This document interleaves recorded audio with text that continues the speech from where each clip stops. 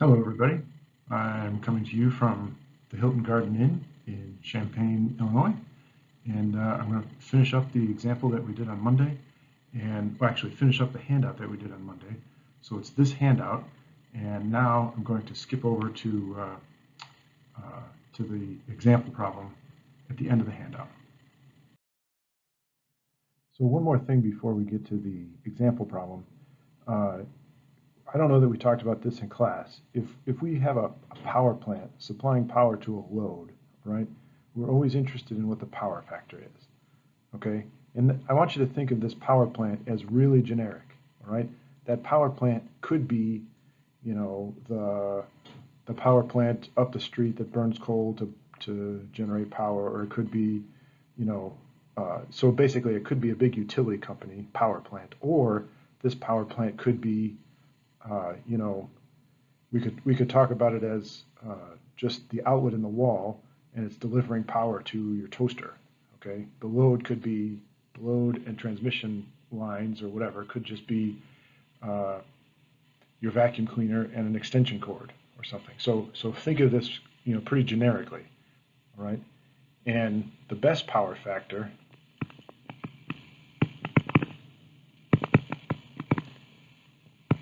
right? The best power factor is going to be equal to 1, right? That's cosine theta equals 1. So basically a theta of 0, right? No phase lag, no phase leading or lagging or anything, right? By the way, I'm really sorry for the noise that my pen makes on the screen, the noise that my pen makes in the microphone. It is pretty obnoxious. Sorry about that. There's not really much I can do about that. The worst power factor would be a power factor of 0,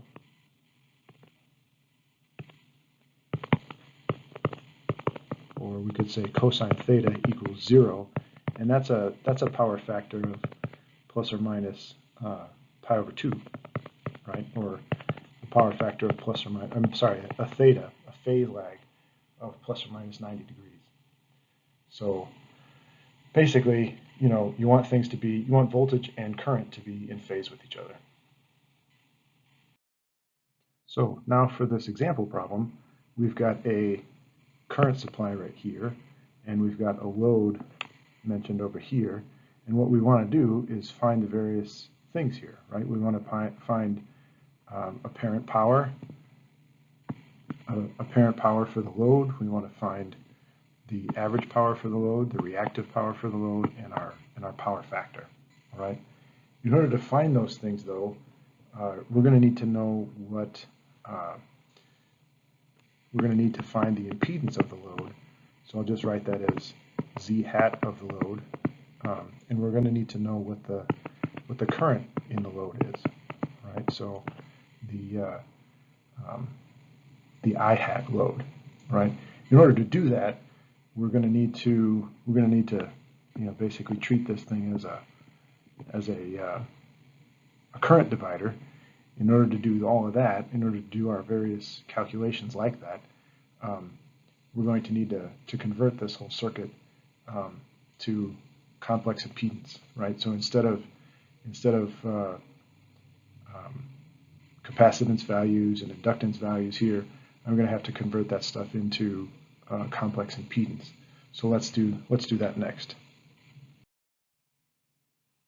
So our circuit looks something like this. I've got a current source, I've got a resistor and a capacitor. Over here I've got a resistor, a capacitor, an inductor. All right, this is 50 milliamps at 0 degrees, this current source. And the two resistors there, we know that this one here is 10 kiloohms. We know that this one is 1 kiloohm. And these other elements we're going to have to calculate. So so that first capacitor there is 1 microfarad. So in order to calculate that, that impedance, that's 1 over j omega c.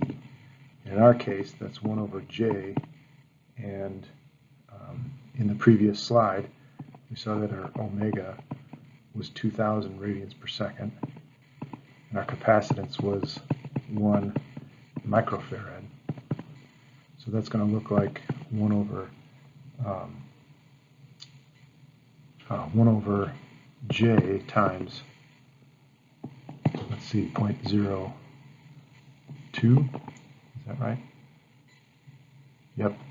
And if we rewrite that so that we've got the j in the numerator instead of in the denominator, that's going to look like negative j 500. All right. So that's this capacitor right here. That other capacitor there, we calculate 1 over j omega c. And again, we've got 1 over j times 2,000. And that one has a capacitance of 20 microfarads, so 20 times 10 to the minus 6th. If we finish that calculation, that's going to be minus j 25. The inductor there, let's write that over here, that's minus j 25. The inductor is going to have an impedance value of j omega L, so that'll be j times 2,000, and the L is 0.5 henries, or 500 millihenries, so that's j times 1,000. All right, so that's j 1,000 right here, and let's add ohms to all of these because that's the units of impedance. And now really we just have quantities in parallel there. I should say components in parallel there that we can now redraw that whole circuit so that it looks like this. We've got our current source. We've got one component here. We've got one component here. The one on the left right here has an impedance of 10k minus j 500 ohms. This one over here has an impedance of 1k plus j 975 ohms. All right, so in order to figure out what the current through the load is, we can use a current divider circuit in order to get that, right? So we can say this right here is our load. Our Z hat load is just 1k plus j 975 ohms. What we want is the current through the load, and we're going to do that with a current divider, and we can do that with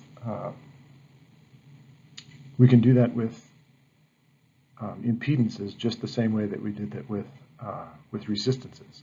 All right, so the current divider is going to look like 10k minus j 500 over the total of these two, so 10k minus j 500 plus 1k plus j 975, and all of that multiplied by 50 milliamps. Actually, let me draw that 50 milliamps with the phase angle in it. 50 milliamps at 0 phase, like so. So now we've got an expression for the complex current, but we really need to clean that up so that we can make more sense of it. So let's do that next. Okay, in order to simplify this, I'm going to collect those terms in the denominator there, and collect the real parts and the imaginary parts so that they're all together, and then we'll convert convert the numerator and the denominator to polar form. So we've got 10k minus j500, and that numerator there will be let's see, 11,000. I'll get rid of the k in the denominator there, and we'll say j was at 475.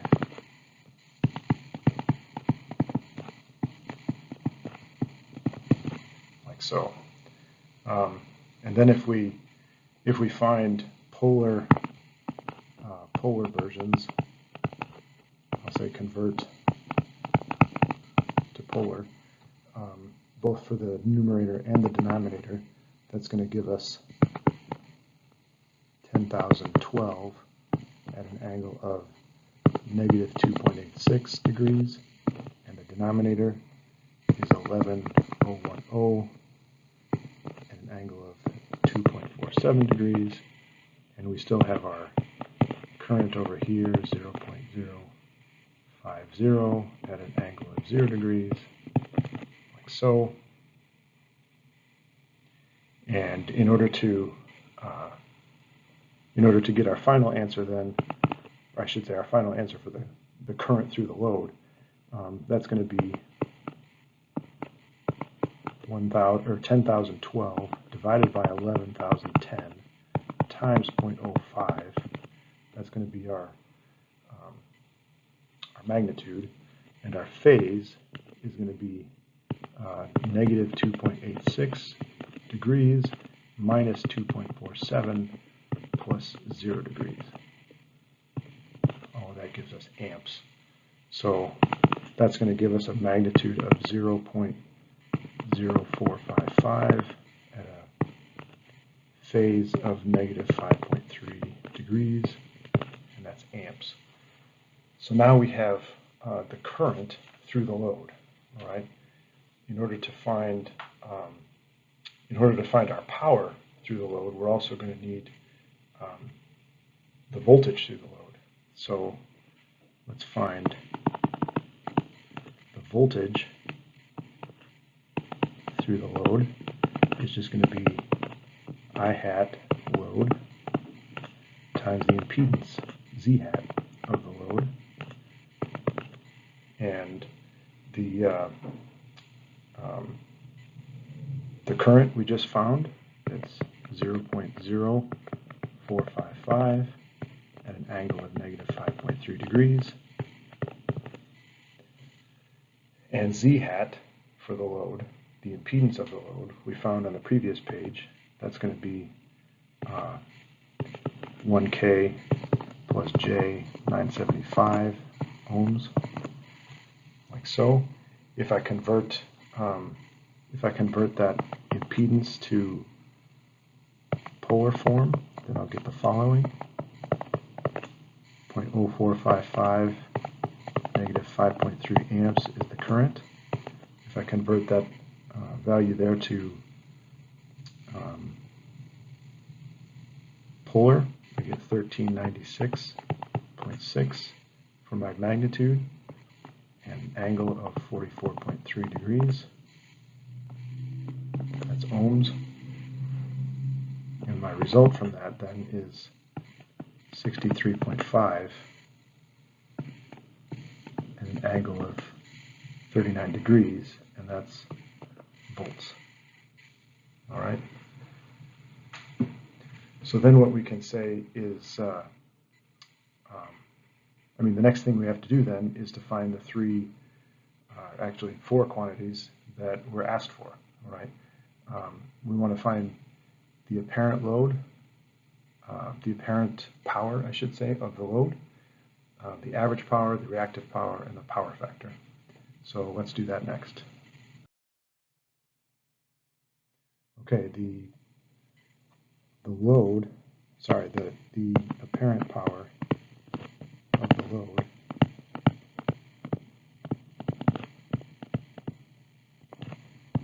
is going to be the magnitude of S hat. And that's going to be the magnitude of 1/2 V hat times I hat. All right, and we just found what V hat and I hat are. So if we say the magnitude of 1/2 63.5 at an angle of 39 degrees and 0.0455 at an angle of 5.3 degrees, that's going to give us a magnitude of 1.445 at a magnitude of, I should say a phase angle of 44.3 degrees. And that's, we usually, instead of using units of watts here for apparent power, we use units of volt amps, which you might say to yourself, well, isn't that the same thing? It is, and you'll see in just a second here kind of the distinction that we make. So my apparent power magnitude is just going to be that 1.445 volt amp, because we're just looking for the magnitude there. We don't care about the phase. All right. So that's the apparent power through the load, right? The average power through the load, and remember, the average power is the only power that does us any good. All right, that's going to look like 1.445 volt amps times our power factor, which is cosine theta z.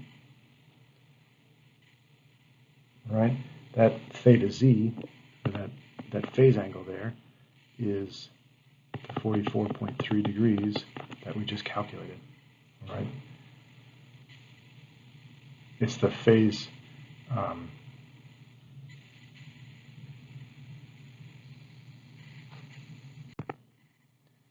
It's the phase difference between the current and the voltage. Oh, I just realized there's a mistake here. So this, let me change color so it's clear what I did. This right here should be negative 5.3. All right, the phase, remember the phase of the current was negative 5.3 degrees. And so the difference between the phase of the voltage and the phase of the current is our theta z, so that's 39 degrees minus negative 5.3. That's where we get the 44.3 degrees. All right, we'll switch back to red. So that's going to give us our average power. If we multiply that out, we get 1.034 watts. And that we call watts because that's actually the power that's delivered that we can actually use. Q, our reactive power, is our apparent power times sine theta z, and that's going to give us 1.009, and we're going to call that volt amps reactive. All right, the unit here VAR is volt amps reactive, and that's just indicating that that's reactive power, and just denoting it with separate units just makes it clear that that's not usable power. And our power factor is just going to be cosine theta z, like we talked about before, cosine of 44.3 degrees, and that's a power factor of 0.72.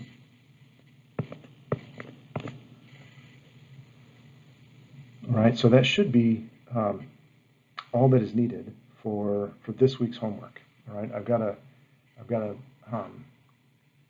more things that we're basically going to start talking about filters next, but that'll be another another lesson.